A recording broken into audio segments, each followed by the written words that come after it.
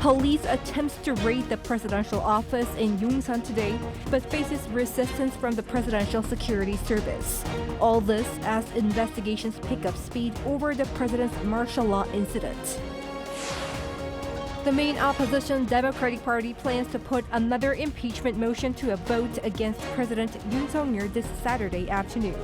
More ruling party lawmakers could break ranks this time following last weekend's dismissal. Over in Sweden, author Kang has become the first Korean writer to receive a Nobel Prize in Literature. We take you to the historic moment. It's December 11th, 8 p.m. in Seoul. This is Newscenter. Thank you for joining us. I'm Yoon Jung-min.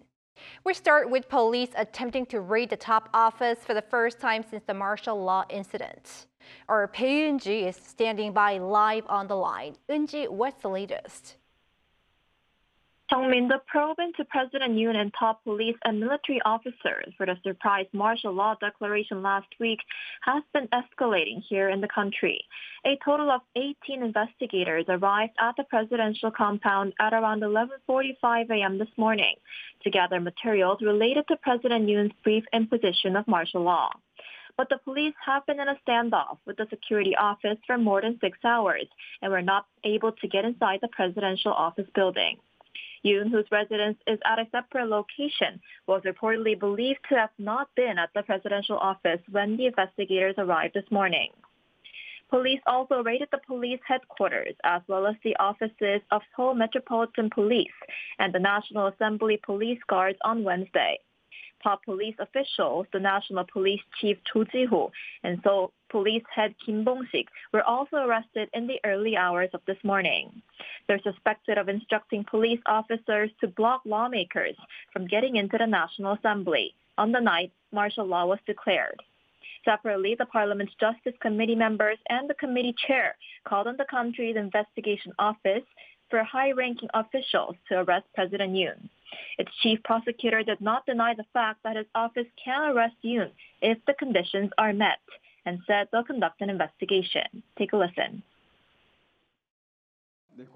We'll conduct an investigation and then review it. And as part of the country's efforts to conduct an organized investigation, 3 institutions, the police, the defense ministry, and the corruption investigation office for high-ranking officials, which have been looking into the matter separately, announced that they have launched a joint team. Each agency has been rushing to conduct its own investigations, leading to instances of overlapping requests for search warrants and arrest warrants, as well as the dispersal of suspect custody and seized items. Also on Wednesday, prosecutors raided the Army Special Warfare Command headquarters to investigate its role while the martial law was briefly in place last week. The command was allegedly instructed to drag lawmakers out of the National Assembly while the order was in place. Now, the former Defense Minister Kim Yong-hyun was arrested last night. What do we know so far? That's right, Song-min. Former Defense Minister Kim Yong-hyun was found by guards as he attempted suicide inside a detention center in eastern Seoul, where he's being held after being arrested on insurrection charges. The Justice Ministry's Chief of Correction Services, who revealed this information to the Parliament's Justice Committee, said Kim's life is not currently in danger. The ex-defense chief was arrested on Wednesday, a day after the Seoul Central District Court issued an arrest warrant for him for engaging in key activities while the martial law was briefly in place last week. He was the first figure to be detained. That's all I have for now this hour. Back to you, Jung-min. All right, Eun-ji, thank you for that report. As we just heard, President Yoon's office was subject to a raid on Wednesday. And while his office is remaining silent for the time being, it seems to be bracing for further investigations down the line. We connect with Woo Soo-young, our correspondent standing by.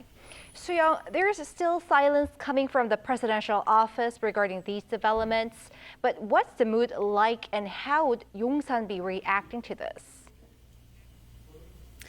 Good evening, Chongmin. So yes, the atmosphere was tense when investigators arrived at around Wednesday noon, as reported. And when I asked why the investigators' access was restricted, I was told that the Presidential Security Service have very strict regulations by law on entry to the premises. So the investigators were still to be negotiating with them to avoid these kind of legal contradictions. And minutes before our newscast began, the police are understood to have obtained relevant materials through voluntary submission instead of a search and seizure. So that's one development there. And, well, there's no official statement by the presidential office, of course, as Yoon's staff are remaining mum and limiting contact with media. The president's residence isn't subject to a warrant execution at this time, but as investigative authorities start closing in on President Yoon himself, it seems the office is gearing up for a legal battle. President Yoon is reportedly seeking to form a legal defense team to prepare for various investigations and, of course, a potential impeachment proceeding against him. According to legal and political sources, President Yoon's office has been reaching out to legal professionals, including former secretaries from the presidential office and lawyers from prominent law firms, and some have reportedly declined to take on his case. If the impeachment motion is passed this weekend, then President Yoon and his defense team will have to counter both the treason investigation and the impeachment proceedings simultaneously. So in this case, the question would be whether there was an intent on President Yoon's part to undermine the constitutional order, and also whether he caused a rebellion to the degree of substantiating treason. Does the mood appear to be shifting towards impeachment this weekend? Certainly, that's certainly the mood here. And, well, especially as we're getting indications that President Yoon himself would rather face a legal battle than step down voluntarily. And according to ruling party, People Power Party lawmaker Cho Kyung-tae, he told a broadcaster that the president himself seems determined to take the fight to court. And Supreme Council member Kim Jong-hyuk told another broadcaster that based on his interactions with Yoon's staff, resignation does not seem to be considered an option at this point. So some media reports say that Yoon's stance has actually been conveyed to the ruling party, and lawmakers considered pro-Yoon are actually warming to the idea. So the rationale for leaning towards impeachment is that it would allow more time until a snap presidential election is called, compared to resigning within 2 to 3 months, after which 60 days would be given to call an election. If an impeachment motion passes, the Constitutional Court has up to 180 days to issue a ruling, and a presidential election must be held within 60 days of that ruling. So this could extend the timeline for the election to as much as 8 months. The reason for division within the ruling party over the timeline of Yoon's departure from office has been the issue of what comes next, as an early presidential election would almost certainly favour the opposition party. The faction close to the ruling party leader, Han Dong-un, wanted an early resignation by the president within the next 2 to 3 months, while pro-Yoon lawmakers wanted at least 6 months and an amendment to the constitution to shorten the presidential term. Our presidential office correspondent Oh Soo-young, thanks for the updates. At the National Assembly, the opposition is preparing a second impeachment motion on President Yoon, and it looks like the date is set as we have been talking about. Our correspondent Lee Si-hoo is here in the studio for more. Si-hoo, what do we know so far? Yes, so the main opposition Democratic Party just an hour ago announced that it's reintroducing the impeachment motion on President Yoon tomorrow that they plan to put up for a vote this Saturday. As we know, this is the opposition's second attempt at impeaching Yoon following the one last Saturday.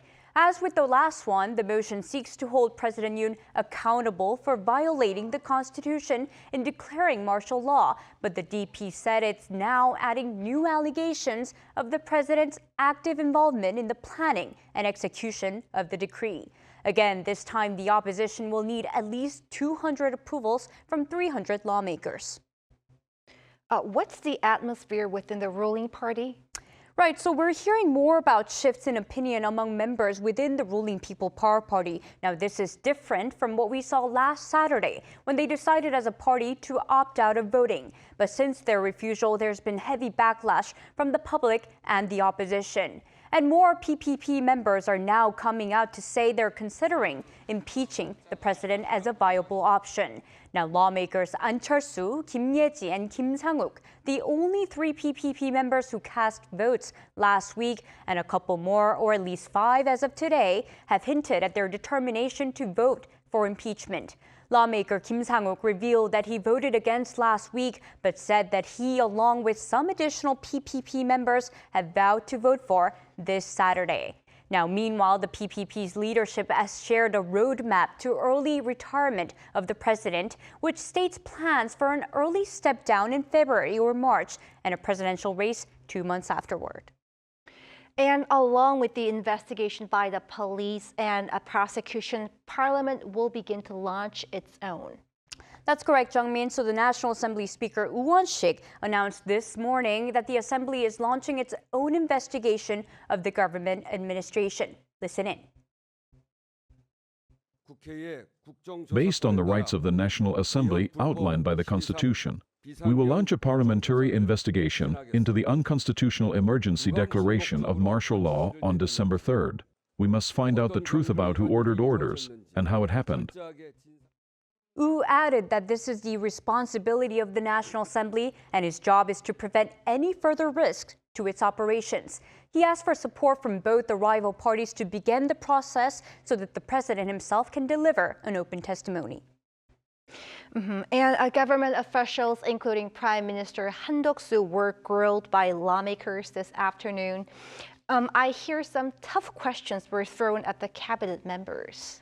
Right, so the rival lawmakers questioned key government officials, mainly the members of the cabinet, who are known to have attended a meeting convened by President Yoon on December 3rd to discuss the imminent martial law declaration beforehand. These included the Prime Minister and Finance Minister Choi Sang-mok, who both testified they disagreed with the plan. Prime Minister Han further apologized for not having prevented the situation. Take a listen. I made clear my objections, convened the cabinet, and held a meeting to persuade our president, but ultimately failed to do so. I feel deeply sorry, apologetic, and guilty. Han said he will now work to stabilize the situation. He also faces an investigation by the police on his involvement in the process, which I will keep you posted on throughout. Our National Assembly correspondent Lee Shu, thank you.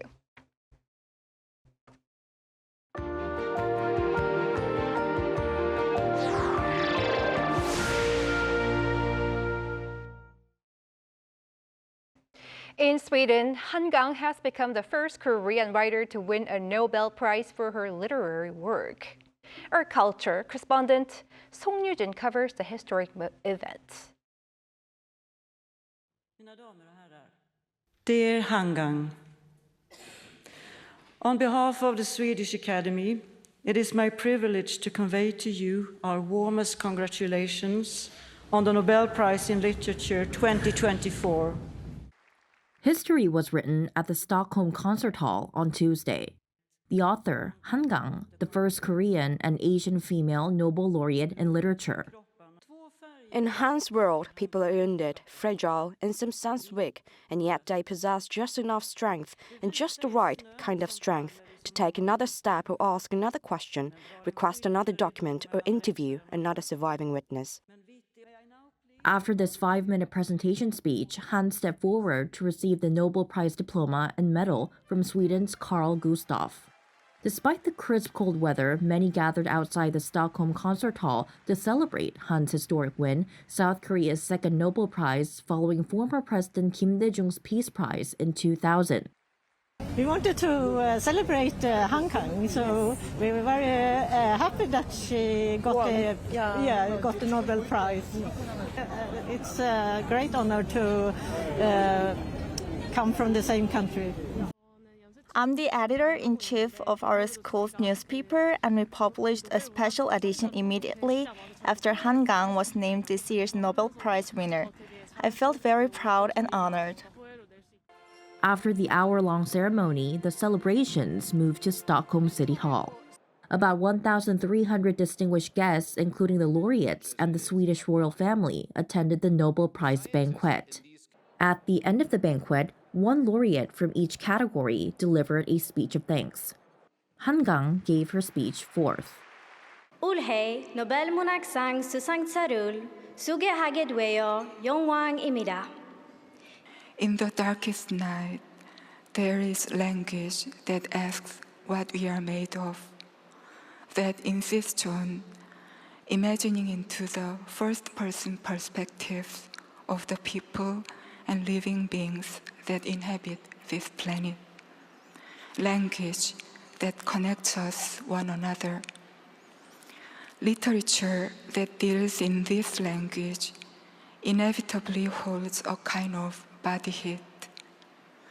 Just as inevitably, the work of reading and writing literature stands in opposition to all acts that destroy life. I would like to share the meaning of this award, which is for literature, with you. So with just one day left in Nobel Week 2024, Kang is set to hold a press conference with the Korean media on Wednesday afternoon. She will then complete her Nobel Week journey by attending the Nobel Foundation's concluding reception on Thursday. 송유진, Arirang News, Stockholm. Also at the Nobel Award ceremony, an organization for Japanese survivors of the 1945 U.S. atomic bombings was granted the Nobel Peace Prize this year for its fight against nuclear weapons. The three elderly co-chairs of the Nihon Hidankyo organization were presented with the award on Tuesday in Oslo, Norway. In their acceptance speech, much concern was shared about the violent conflicts in Ukraine and in the Middle East. Also among the attendees at this event were Chung Won-sul, the chairman of the Korean Atomic Bomb Victims Association and a survivor of the bombings, as well as Lee Tae-jae, whose father was a wartime Korean laborer in Japan at the time of the attacks.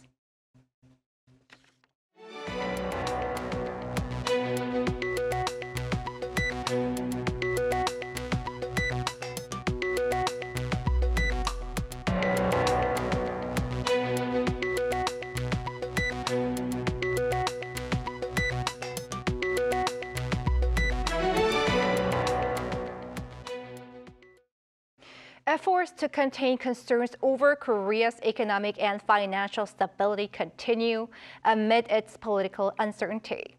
Our Park Go-nu covers the latest efforts to this end.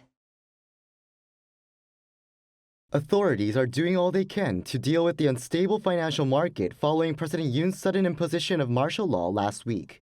The F4, the four key financial officials, including Finance Minister Choi Sang-mok, during an emergency economy meeting on Wednesday, said they're carefully monitoring the situation and preparing to respond to any fluctuations. Participants spoke about what they've been focusing on, including the Bank of Korea's repurchase agreements worth around $9.7 billion to supply short-term liquidity. The government also promised to continue these kinds of measures until the market is stabilized. Conference calls with major credit rating agencies and foreign investment banks are also planned during the next few days, with the aim of maintaining Korea's external credit rating. On Wednesday, during a meeting with Korea's Industry Ministry, the chairman of the American Chamber of Commerce in Korea, James Kim, said the current political situation will not affect the Korean economy and investments long-term. Members of the AmCham also said there are currently no major problems. Kim said although the Korean stock market and Korean won might have ups and downs in the short run, they are in the process of stabilizing. The benchmark Kospi ended Wednesday at 2,442, which saw a rise for 2 consecutive days. The tech-heavy Kosdaq also ended at 675 the same day, up by over 2% compared to the previous session. While saying that the stock market did fluctuate over the past week, the state-run think tank KDI said there was no significant volatility. The institute added negative effects of the current political turmoil are limited and will not last for long, asserting that it will not lead to an economic crisis. Park Go-nu, Arirang News. The Asian Development Bank believes the South Korean economy will grow 2% next year. This is according to the Finance Ministry here on Wednesday, adding that the latest projection is down from September's 2.3%. This latest outlook reflects that of the International Monetary Fund. What's more, exports this month have maintained their momentum so far, with chips at the forefront. From December 1st to 10th, exports amounted to over $17 billion, up more than 12% on year. Employment rebounds to the 100,000 range in November, but remains largely mixed. Our correspondent Lee Soo-jin has the latest data. Employment growth in South Korea rose in November, but was sluggish overall as it remained uneven across sectors and age groups. Data released by Statistics Korea on Wednesday showed that there were 28.82 million people in employment last month, up 123,000 from the same period the previous year. The on-year job growth in November recovered to the 100,000 range after falling below the threshold in October, when it was the first time in 4 months that the country's job growth fell below the 100,000 mark. But overall employment continues to be stagnant due to the slowdown in employment in the construction, manufacturing, and the retail and wholesale sectors. Employment in construction fell by 96,000, the seventh straight month of decline. The manufacturing sector also saw a decrease of 95,000, the largest drop in 1 year and 7 months, while the retail and wholesale sector fell by nearly 90,000. The sectors seeing the most job growth were the healthcare and education service sectors, which both added more than 100,000 jobs. Employment by industry increased in healthcare, social welfare, education and information and communications, but declined in construction, manufacturing and wholesale and retail trade compared to the same month last year. Job growth was also uneven across age groups, highlighting the sharp contrast between the younger and older generations. The rise in employment was mainly driven by those aged 60 and above, with nearly 300,000 more people of that age in jobs compared to last year. Individuals in their 30s and 50s also saw job growth, but job figures for those aged 15 to 29 fell by 180,000, marking the seventh consecutive monthly on-year decline in the 100,000 range. The Finance Ministry on Wednesday acknowledged that the slowdown in employment was impacting specific sectors and age groups. It announced plans to actively monitor the employment situation through dedicated task forces and to include policies in next year's economic policy direction outline aimed at boosting competitiveness across all industrial sectors. Lee Soo-jin, Arirang News. Morocco played host to this year's Africa Investment Forum, aimed at highlighting the continent's potential as a venue for investment. Our Shin Ha-young reports from its capital city. Africa, the world's youngest and fastest growing continent, is attracting strong investor interest. This growing interest was further highlighted at the 2024 Africa Investment Forum, which took place throughout last week. 2,300 global investors, African business leaders, and government representatives from 83 countries gathered in Rabat, Morocco for the annual investment marketplace under the theme Leveraging Innovative Partnerships for Scale. Our focus is on a triple mandate: to advance high-impact projects, to bankability, raise capital, and accelerate the closure of deals. Africa, ladies and gentlemen, presents such a unique investment opportunity which cannot be ignored. The three-day event also provided an opportunity to explore investments in Africa by emerging players, particularly from the Far East, including South Korea. Africa holds 40% of the world's reserves of critical minerals, such as cobalt and manganese, making Africa critical for the global energy transition. A panelist from the Japan Bank for International Cooperation emphasized domestic processing as a key factor in natural resource development projects in Africa, noting that it requires technical assistance from various key partners. Probably money is not the biggest problem for the development of the natural resources project in Africa.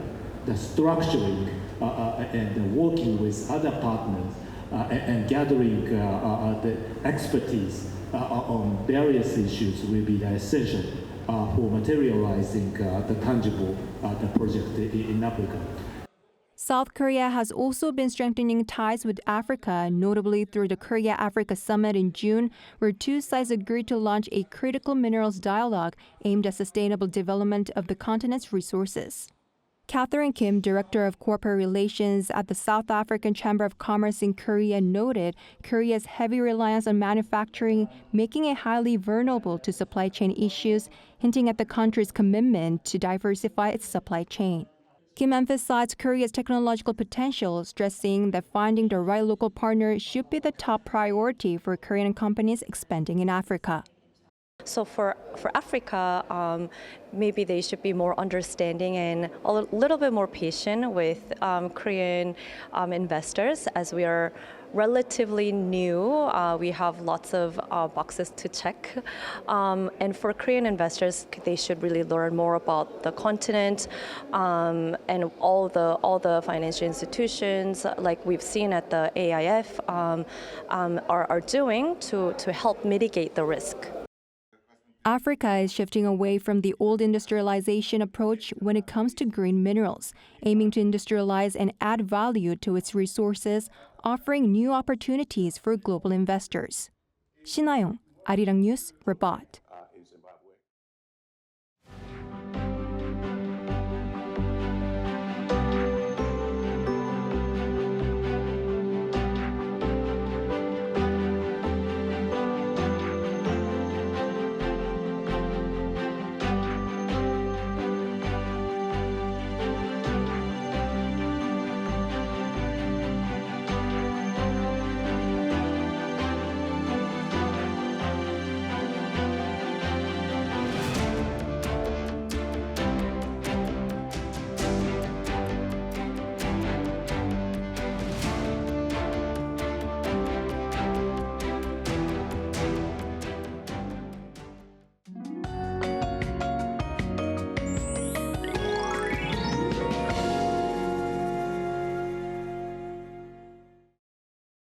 Fairly typical early winter cold weather will continue tomorrow in inland areas. However, both snow and rain have been falling on the East Coast, where it has been dry for a few days. This rain will ease the dryness.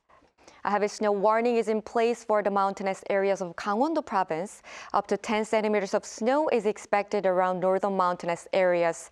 There could be more areas with heavy snow warnings, as 5 to 10 centimeters is expected until early tomorrow morning. Tomorrow, many areas will start at below 0 degrees, Seoul -2 degrees Celsius, Chuncheon -4 degrees.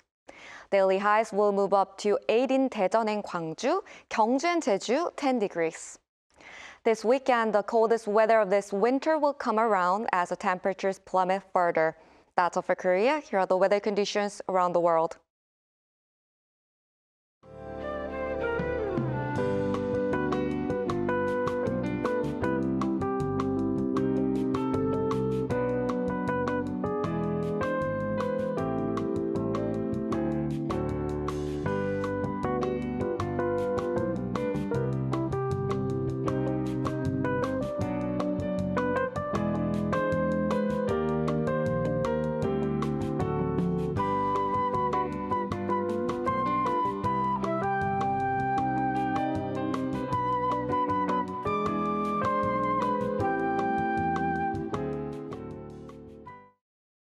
And that is Newscenter for tonight. Thank you for watching. A panel session up next.